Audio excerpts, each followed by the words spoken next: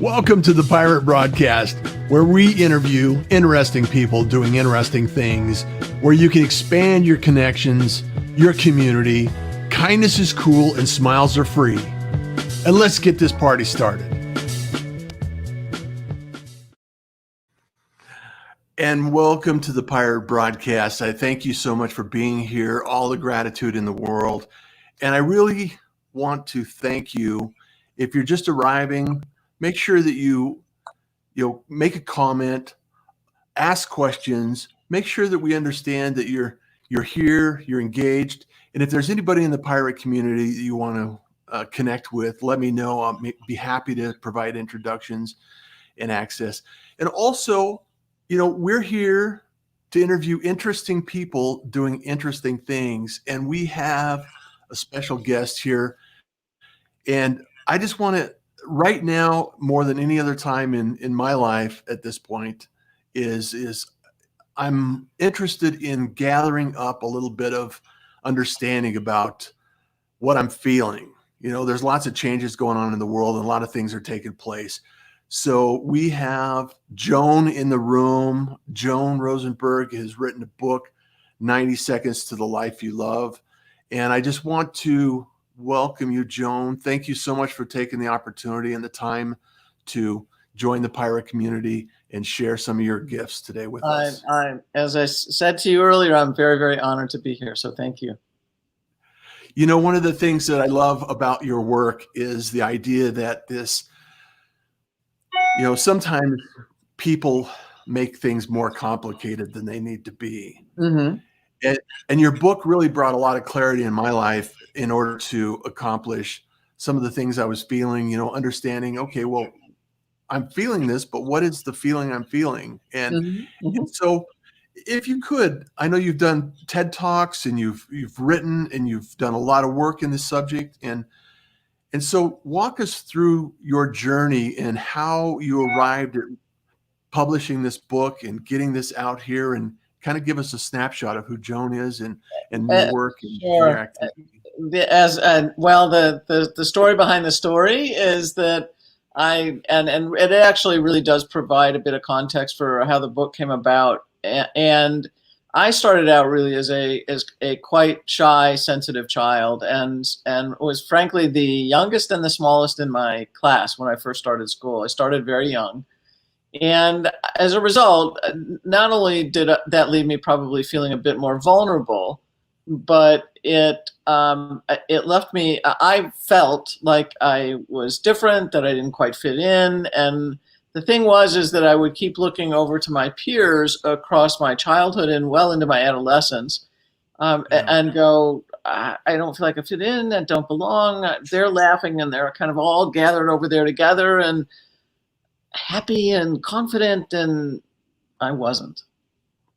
And so kind of the first question that I was left with in my childhood was, how does somebody develop confidence? Because I surely didn't have it.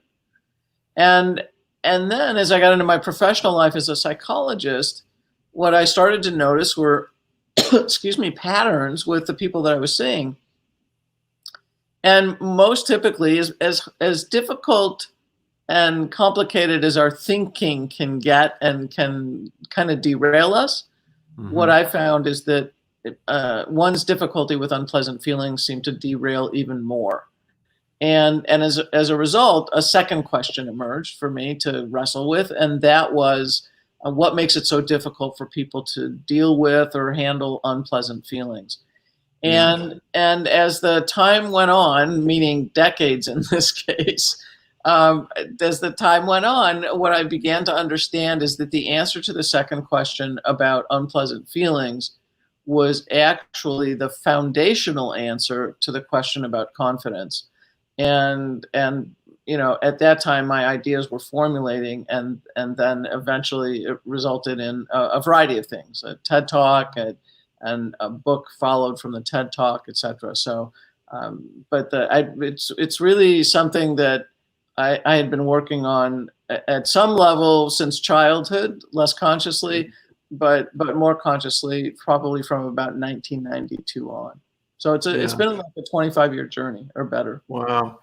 You know, and I applaud your efforts, and I know that your information and your understanding of some of the things that you've worked on have to be shared with more people. And we need Thank to you. get this out and get it global, because I believe in my life, you know, I've had numerous tragedies. I've had a lot of circumstances, you know, confidence as a child, you know, even confidence today, you know, it's like this idea, you know, I'm not worthy, and we are worthy. We are capable. We are able to do the things that we need to Yes. do. And Yep. it's not necessarily that somebody's putting that on us. It's that we're feeling this from the inside out. And so we have to have tools. And I think some of the tools that you provide are really unleashing this amazing power that we contain in our That's in our great. in our in our psyche, and our ability to perform beyond what we anticipate and expect. Uh-huh. Uh-huh. And I just really feel that it's just, we have to learn what the key is to unlock ourselves. And some of the work that you had really resonated with me. So briefly, I know this is a huge subject, and we'll have links in the show notes to other resources that you provide, Sure. and I thank you for that. You bet. But walk us through some of the minor steps that people can take just to think through and understand how to unlock some of these emotional attachments they have that are holding them back.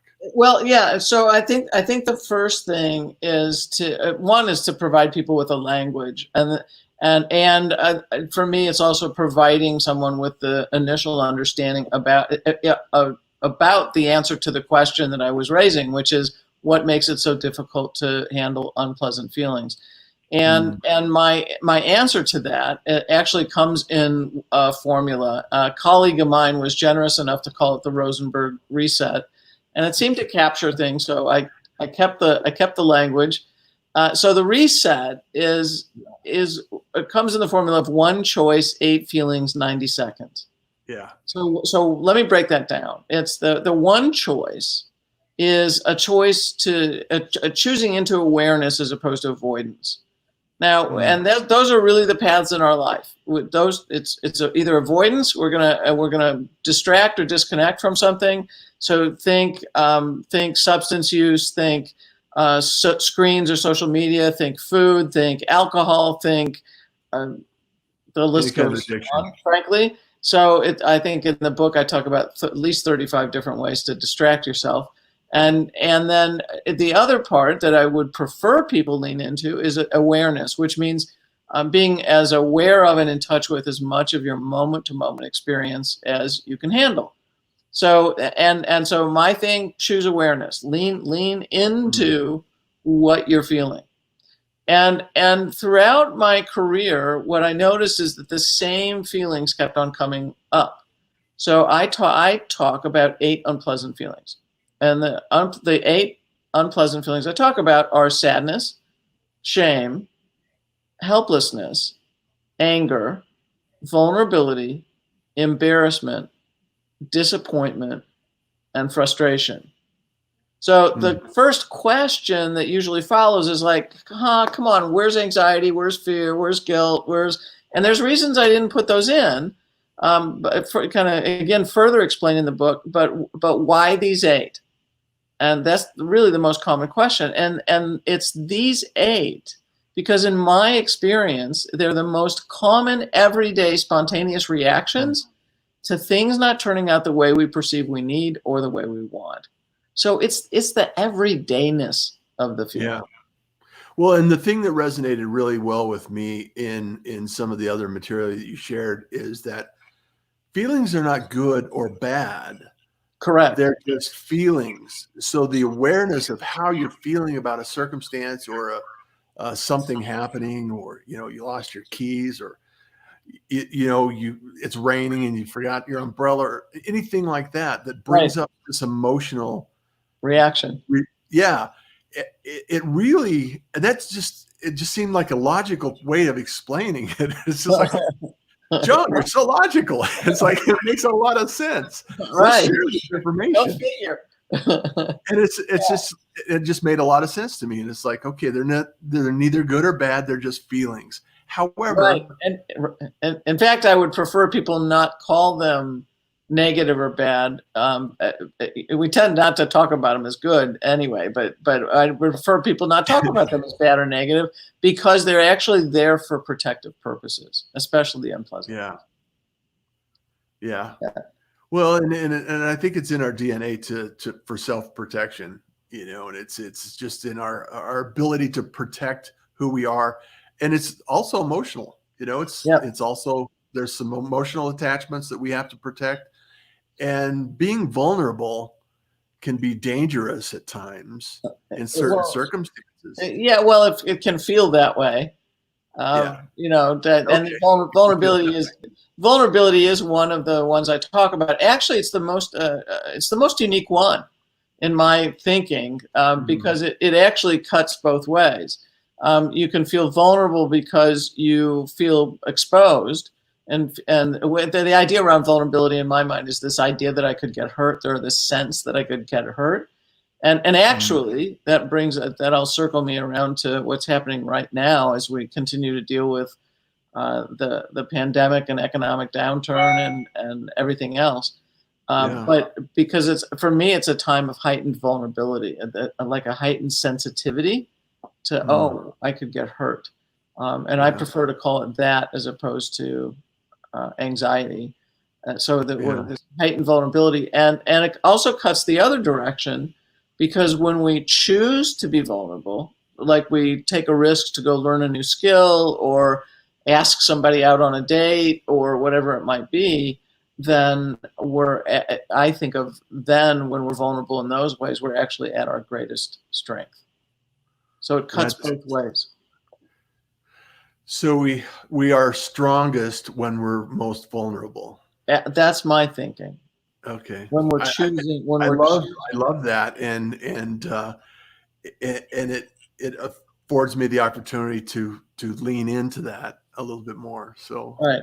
And Russ, let me give this secret behind that too, because the truth is that the most common emotional outcome of being vulnerable, if it doesn't go the way we want, are going to be the other 7 feelings. So the way we actually handle vulnerability is to trust our capacity, or believe in our capacity to handle the other 7 feelings I mentioned. So they're all tied together. That's going to be the most common outcome to us taking whatever risk we've just taken. I want to ask you out for a date, and you say, no, sorry, I'm committed already, or I'm not interested, or whatever. And I might feel embarrassed or disappointed. Well, that's 2 of the other 8, right? So the way I can go into risk taking is to know that I can handle the emotional outcome, which are the other 7 feelings. Secret. And we all feel degrees of those 8 feelings. Absolutely.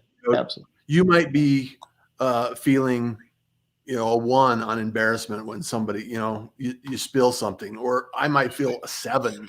Correct. And in order for us to really get to center, I guess is the best way I can, for myself, think about it, is okay, I just need to understand why, or I don't even need to know why. I just need to appreciate that feeling. Right. Well, yes. And actually, the way I would take it is that I would want somebody to kind of breathe into it. So that most people, the people that feel the least comfortable with unpleasant feelings, are going to do at least one of 3 things at a minimum, and then perhaps distract in bigger ways, as I described earlier.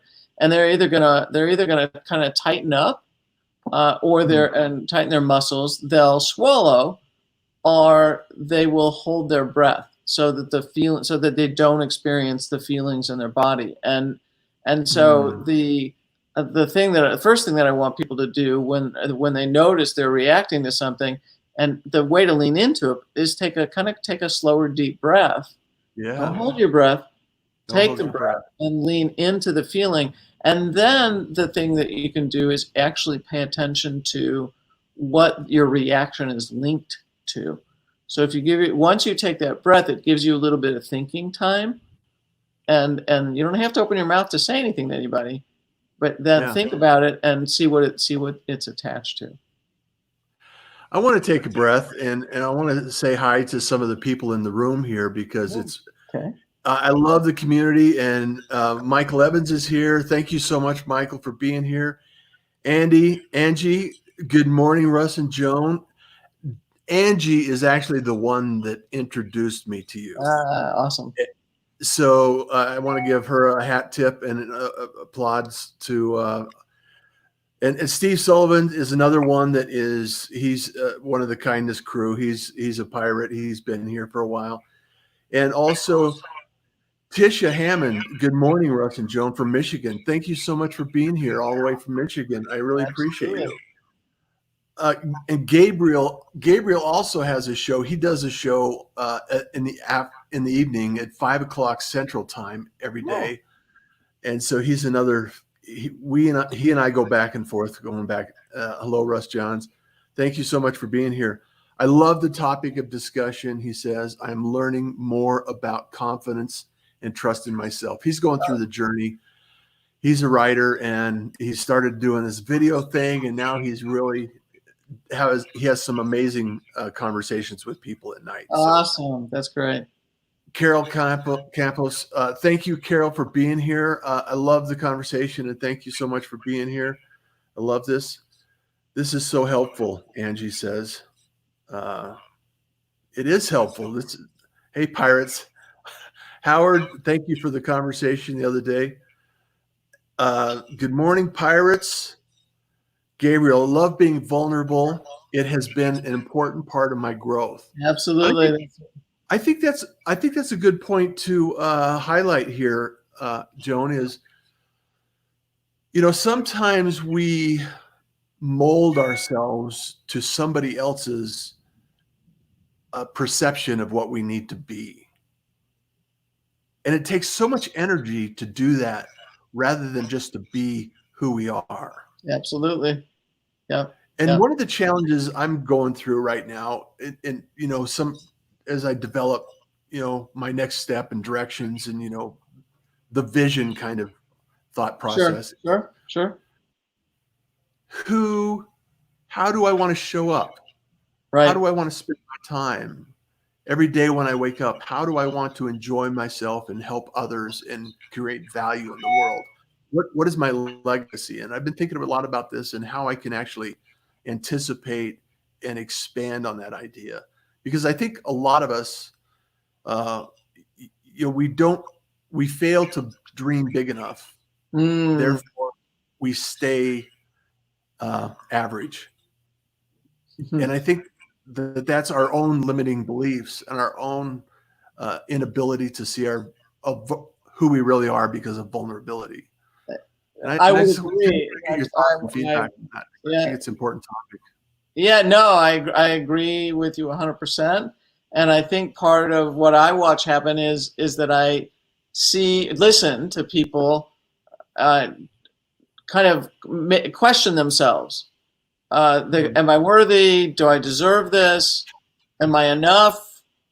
And as a result, so that in combination with what your comment was, which is that they're not dreaming big enough. Mm-hmm. They're not putting the risk out in front of themselves and going, I want to go for that, right? Yeah. And so they're holding themselves back. One, the vision isn't there. And then two, they question themselves and as a consequence doubt themselves so significantly, they never allow themselves to be vulnerable enough to actually go pursue the dream. So say that again. They don't allow themselves to be vulnerable enough to pursue the dream, to take the risks to pursue the dream. Wow. And in fact, here's what's really interesting to me. I think you'll like this. In my mind, it's not the risk that people are afraid of. That's actually not what holds them back. So whatever it is that I need to go do, that's not actually the thing that's holding me back. The thing that's holding me back is being too concerned about what the emotional outcome. If it doesn't turn out the way I want, I'm caught up in what the emotional outcome might be. So I'm not going to go take that risk because I don't want to be disappointed. So it's the anticipation of the disappointment, or the anticipation of the frustration, or of being embarrassed. That's the thing that actually holds me back, not the thing I need to do, not the risk itself. So it's the emotional outcome that holds us back, not the risk. So the potential outcome and possible disappointment is what really is limiting a lot of people from being. That's my view. Yeah. Okay. I understand and appreciate that, because a lot of people say I can't do that if they said, how can I do that? Because the skill is something that you have to learn from day one. The person that's doing it is learning it, and the person that isn't doing it is saying, I can't do that. Correct. And there's no difference in that ability to learn the skill, whatever the skill happens to be. Right. Okay. And it's potentially, in the way you're seeing it, is that it's the outcome of the disappointment, or the potential outcome. Right. It's the anticipated negative outcome, the anticipated the anticipated unpleasant or undesired emotional outcome is the thing that ends up holding people back. Is that the innate ability for us to our first default setting is to self-protect? That's a good question. Yeah, probably so. But yeah, I think what it's the notion is tied to survival. Yeah. And there's no lions and tigers and bears that are going to eat us. It's like exactly. I think we're safe from the environmental concerns. Yeah, well, but we're not safe from what's in here. No, and it's a battlefield some days. It's a battlefield. Yeah. So I really love this conversation, because it's a way that we can actually unlock some of the things we're unable to articulate in our own self, And when we talk to other people like yourself that have had different experiences and different exposure to this emotion, it's like I said before, a lot of people make things so complicated when they're so simple, right? Yes. Yeah. And if we allowed ourselves the opportunity to make it basic, it would be much easier. True. And I will tell you that the one thing that I would want people to absolutely stop is to stop being so mean to themselves, to stop badgering themselves, to stop all the negative self-talk, to stop what I call harsh self-criticism, because that to me is it's unbelievably it's like pulls the rug right out from underneath you, and is, in my mind, exponentially damaging. It's like I don't even have the language to describe how bad I think it is for people. Yeah. And speaking of language, I'm sure that there's some words that we could remove from our vocabulary. I like to remove try. Yes, and I like to remove can't. That's another word. Yes. Are there any others that are top of mind that you would encourage people to consider removing? Yeah, there's a variety. I think people get caught up in what some people might call either or thinking. It's something is either this or that, and I would rather have people get used to thinking that something is both and, that is this and that, and that allows for greater movement, greater freedom, emotional and thinking freedom, more flexibility, if you will. So can't would be one, try would be another, always never would be another. Anything that suggests constriction would be the kinds of those would be the kinds of words that I would want to remove. I truly believe that the way you speak to yourself and others around you have an influence in the outcome of your life. Well, yes. It's like, if you can make a few minor changes, just a few minor changes, it makes a difference. It truly does make a difference. It does make a difference, because what it sets up, Russ, is if we use one kind of language, then I'm trying to get us on camera. We have this perception that I've only got this, right? Yeah. It's rigid and it's well contained. But if I use a different kind of language, then I actually have this wide range of things to do, and it opens up the opportunities. And the other thing that it does is it gives me, if I use different language, I have more flexibility.